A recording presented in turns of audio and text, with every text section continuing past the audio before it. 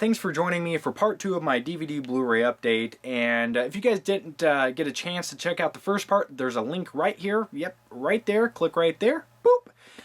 Anyway, let's just jump right into the Blu-ray movies. And first up is Aliens on Blu-ray. And I actually got this from Krazy Jason. Link to his channel's right there. Another Blu-ray guy. Another Blu-ray guy. What a way to describe someone. Anyway, he's a film enthusiast. See, I can't even talk. He's a film enthusiast. He knows more about movies than I ever will. But anyway, definitely check his channel out. And what we did is we did a Blu-ray trade, and he gave me Aliens. And I'm not going to tell you what I gave him, but anyway, Aliens is by far one of James Cameron's best films. I haven't seen this thing in years, and from what I remember, this is just epicness, sci-fi, badass action. And that's everything I need in life. And I just can't wait to pop this thing in, because I heard the Blu-ray transfer on this is phenomenal. I mean, it's near perfect. And I'm kind of waiting to get a little closer to Halloween, to be honest with you, because this is kind of it's more of an action film, but it also has suspense in it. And I just can't wait to hear Sigourney Weaver say, "Get away from her, you bitch." And I was always jealous of the aliens because they could spit acid. And I just wish I could have that power. You know what I mean? Imagine if you could spit acid. But according to my my ex-girlfriend, that's what I did. I just spit acid everywhere, and I ruined her life, according to her. Next up is a movie about Obi-Wan Kenobi, who does heroin, and he doesn't have a beard yet. And it's Trainspotting, a Danny Boyle movie. Did you guys get the Obi-Wan Kenobi? Okay, anyway, Ewan McGregor played Obi-Wan Kenobi in the Star Wars prequels. Okay, I'll continue. Anyway, I've never seen this movie, and I got this at the Best Buy Trade and Save. I paid $10 for this, and $10 well spent, because this movie definitely was a Danny Boyle movie. I mean, the cinematography, the way it was filmed, and I really enjoyed this. Basically, it's about a group of, I think it takes place in Ireland, right? Takes place in Ireland. Don't correct me if I'm wrong. Yeah, Ireland, right? Okay, anyway, it doesn't matter. Anyway, it's just a group of these, hooligans, as you want to call them.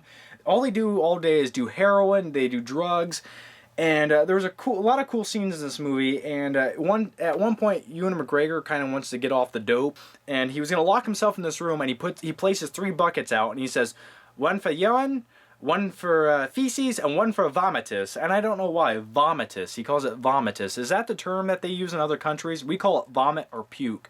You guys call it vomitus, I'm assuming. Maybe not. Maybe that's just a Ewan McGregor thing. And at the same time, oh look, it's got the guy from Hackers. Does anyone remember that movie? Yeah, you probably don't want to. Danny Boyle also did, he did 127 Hours, and he did Slumdog Millionaire.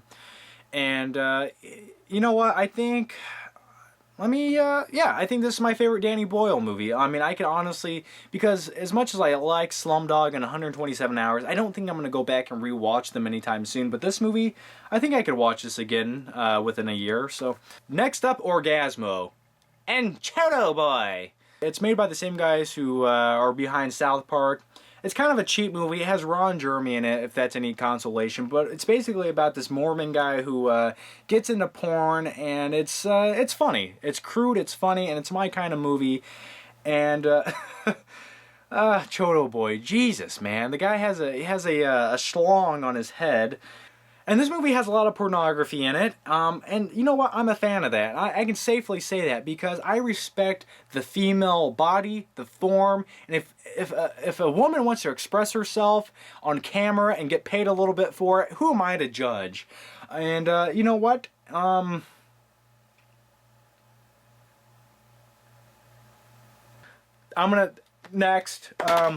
Next up, the movie Straw Dogs. Not exactly the best movie to follow Orgasmo, but anyway, this has Dustin Hoffman. On a side note, Dustin Hoffman, I've never been a huge fan, and here's why. The guy can act, but something about the way he presents himself, it kind of just, he puts me to sleep. I don't know what it is, just the way the guy always gave a performance made me sleepy. Anyway, this movie has a pretty brutal rape scene in it, and I heard it's really graphic, it's violent, and this movie actually was I don't even think they were allowed to release this in America until like 2001. I think that's what I read.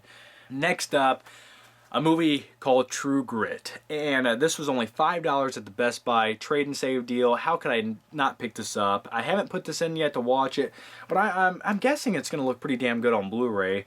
I have seen this, and I thought Jeff Bridges did a good job. I enjoyed everything about the movie. And this movie definitely isn't the best Coen Brothers movie, not even close, but it was definitely an enjoyable movie and a decent remake. And on a side note, I wanted to talk about this girl right here. She did a phenomenal job in the movie. She has a very Arkansas natural accent. If they ever make a true to heart Wizard of Oz remake or whatever, which they're going to. I heard there's already one in the works. But anyway, she would make a great Dorothy in that movie. She kind of looks the part, but I don't know. By the time that even happened, she'd be way too old. So anyway, maybe it's just the pigtails. I don't know. True Grit, cool movie. Check it out. Next up, it's my favorite Die Hard movie of the whole series. It's Die Hard with a Vengeance. And this has Jeremy Irons in it playing a badass terrorist who's after the gold. And John McClane, he had a little bit of hair left in his head in this movie. This is the last time you get to see John McClane with hair. That's enough reason to buy the movie right there. He has a few strands. They're dingling off the top of his head. And also, another cool thing about this one was they had Samuel L. Jackson in this movie, kind of like as it was a nice kind of banter back and forth with these two throughout the movie. And I really like that because John McClane solo, he's cool, he's badass, but his arguments with Zeus, played by Sam L. Jackson, it was fully entertaining. And this movie, in my opinion, was the grittiest of all the Die Hard movies, and by far my favorite. And I haven't put this in yet to watch it for the PQ of it, but I heard from what I looked up, it looked pretty decent on Blu-ray. But anyway, I own the first Die Hard and this Die Hard on Blu-ray. I will not buy Die Hard 2. I hate that movie. And also Die Hard, or Live Free Die Hard, it was a decent action movie, but to me, it got a little too over the top and a little too... I don't know, it lost that grittiness that I like in my Die Hard movies. The thing that turned me off on that movie was when he's running across the fighter jet on the wing of it and he's hanging on. That was a little too much for John McClane to do. I'm sorry. So, yeah. By far, in my opinion, the best Die Hard movie of the whole series. Check that out. Continuing on with the Best Buy trade and save deal, I got Jarhead. And let me explain myself. I had a whole bunch of DVDs I was trying to get rid of. They were sitting in the back of my car. I was driving by Best Buy one day, and I pretty much bought every single Blu-ray I wanted to get from there with the deal. But, you know, I walked in there, and I seen Jarhead, and it's definitely not my favorite movie of all time. But at the same token, there's little things about it that I enjoy. And I'm sure the picture quality on this, just from the really contrasty looking deserts and everything like that, it's going to look pretty cool on Blu-ray. Definitely some cool scenes in this movie. And also, I wish they would have had a little more in the beginning with the boot camp than they did.